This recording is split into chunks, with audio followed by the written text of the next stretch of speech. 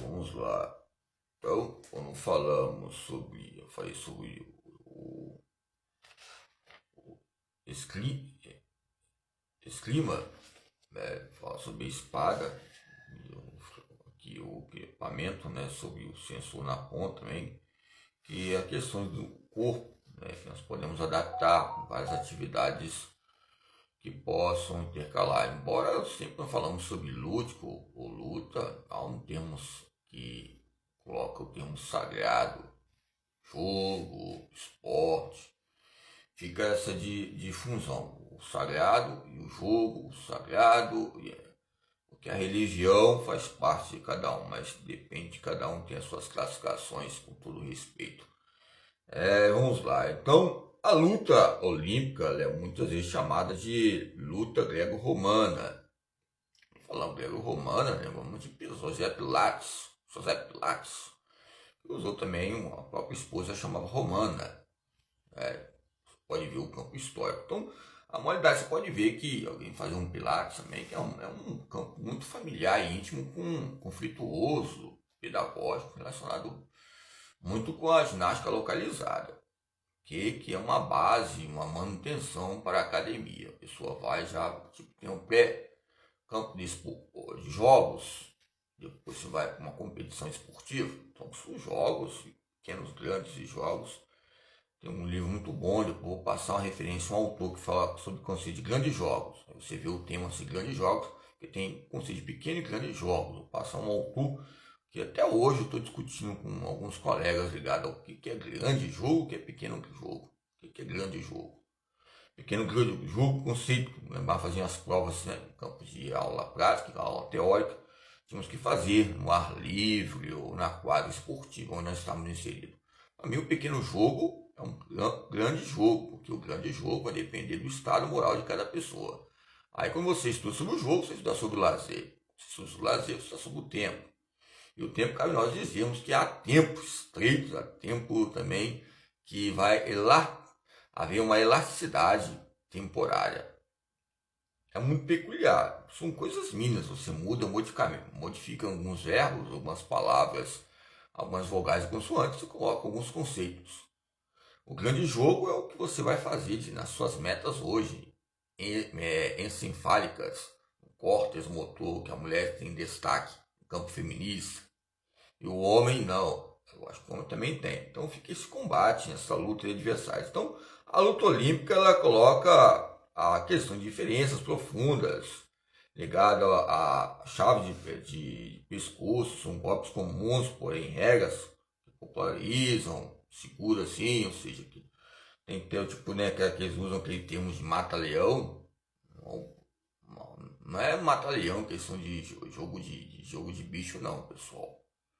O número 14, vamos respeitar o papado lá, ok? Que a pessoa fica jogando jogo de bicho, um número, pode até ganhar ainda. Tem que estudar, se aprofundar, ter uma experiência a cada dia. Mesmo que não tenha uma aplicabilidade de um grande mestre. Estou passando um bate-papo típico sobre lutas aqui. Lógico que tem os seus experts que especializam em suas áreas, como a luta greco-romana, né? Vamos lá. Então, a chave, o pescoço, a possibilidade de usar as pernas. Foi nos Estados Unidos que consolidou, né? Então, a luta livre. Depois começou a luta livre. Tem aquele senhor que a luta livre que também ganha muito dinheiro, que a maioria dos atores passam, né? Hulk Hogan aí, ó. Você pode ver os estilos, os movimentos que faz. É lógico, na psicomotricidade nós treinávamos, né? Campo de psicotrama que fala. O cara segura, um soco, se vira, você vai, cai, movimentos, você vai associando.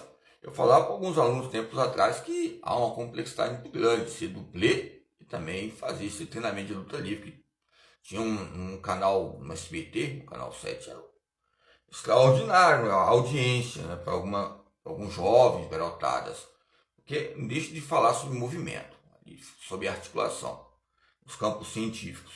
Então são estilos, né, formes, respeitar o Hulk Hogan que faleceu, também que fez parte do filme Rock, falei sobre o rock, campo de ferramenta, instrumentos, treinamento, ok? Vamos lá. Então, os fatos são importantes entre os golpes.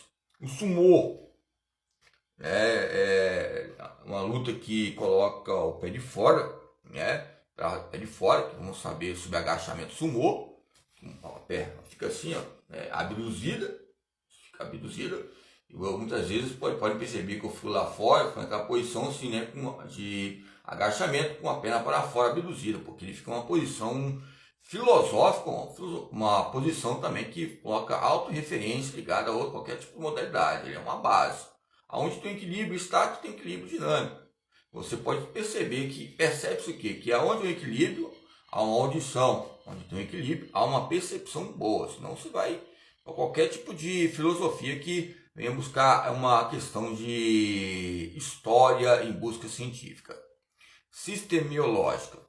Ok? Então, o sumô coloca também o choque inicial, o combate, é chamado Benzai. E nele os dois lutadores vão se ter encontro um com o outro, né? Aquela colisão. Derruba o adversário para fora da arena. É tipo assim, uma questão de, vou comparar com briga de galo, alguma coisa, mas coloca tipo uma questão onde vai, aquela colisão empurrando, né? Você pode fazer essas atividades para todo mundo entender, não precisando colocar o peso, ficar com peso acima de 60, 100 quilos, ou coloca no chão, fica os duas crianças, uma com a outra, com a mão. Aí lógico, para se defender, fica deitado, na posição de tempos atrás eu falei, ei meu Deus, que analgésico, aí me deram aqui, ó, pum, um monte aqui, eu falei, analgésico, bom, aí fica naquela posição. Vocês podem fazer isso e fazer reflexão, quem me conhece aí, sobre violência urbana, violência na rua, com referência a algo negativo meu e algo bom, Faz um feedback. A palavra feedback é um reforço positivo e negativo. Levar para o lado aqui, ó, é perigoso, é lógico. O pessoal fala ninho de outros parâmetros aí. Então, são questões. Não foi no século XVII, aqui o sumô, pode perceber que é um combate muito aproximável. Tempos atrás tinha um sumô, tinha um campeonato de sumô, tinha brasileiros. Hoje depois parou. Não é porque eu estava atuando na escola, estava aparecendo aí o sumô. Tem pessoas também brasileiras também que têm apto a estar desfrutando esse estilo. Também tem videogames, tem vários parâmetros importantes, que é uma base essencial. Pode ter o peso, mas é uma base ligada também ao halterofilismo, ao fisiculturismo, porque é uma base, questão do peso, a força absoluta e a força relativa. Uma modalidade que coloca esses termos que eu estava falando sobre força absoluta. Quando chega uma força absoluta, questão de sobrecarga, podemos citar o Bauman de Direitos Humanos. Bauman, o Comparato, 2008. As leis joaninas, joaninas, você vai ler em alguns livros ligados ao campo de dever, direito privado e público, para você relacionar. Faz muito comparação, há algo íntimo, análogo.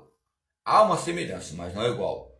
Então são fatores importantes, a origem do judô, o caminho, a doutrina, a suavidade, ou seja, a flexibilidade, a arte marcial, pelos samurais, o treinamento aperfeiçoado, as vivências, colocam questões importantes. Lógico, eu falei sobre o Jigoro aqui, a questão do Brasil, chegou no Brasil em 1908, ok? Como chegou também em 1908 foi também o próprio Karatê. Pode ver que chega em 1900, começa a destacar. E também coloca também uma veia não estreita, uma artéria, vai haver mais elasticidade cultural, que vai também haver uma ruas, lazer, recreação no século XIX. Ok? Há patamares importantes aqui, depois eu vou passar umas colocações de alguns vencedores que tiveram medalhas, bronze, prata, de 72 a 2008. 2008, quando eu fechei ali, 2007, quando eu acabei no campo da faculdade, acabei a faculdade. A faculdade somos nós, né? Mas a gente vai vendo aqui que há uma adaptação aqui sobre as questões de medalhas, ok? Eu fico em destaque aqui, é bom, ok?